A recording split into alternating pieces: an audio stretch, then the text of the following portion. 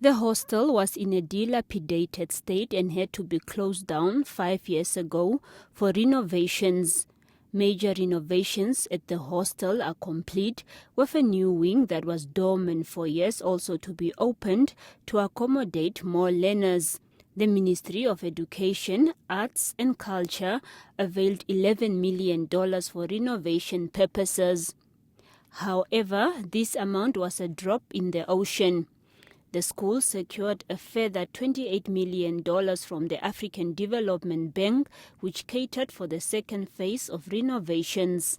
It is for the Namibians to see that, yes, the school has changed.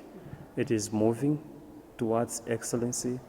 And then this is the time that we have to attract good learners.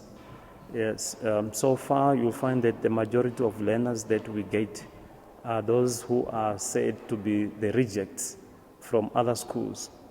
Why? Because it was totally dilapidated. No one wanted to be associated with that school. So now they should be proud to be associated with a school that is well renovated, the hostel that is clean, and where all the facilities that they need in terms of sports are here. The dilapidation of Augustineum Secondary School, which is more than 150 years old and paved the way for many prominent people, has been a concern for many, and with the right leadership and commitment from stakeholders, today this is a different story.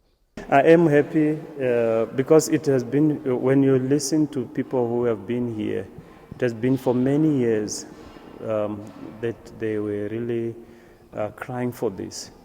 Yeah, so we can't wait to have our learners back in the hostel so that they can enjoy the luxury that is in here now and the conditions in which the hostel is. All the things plays also a part in terms of their education.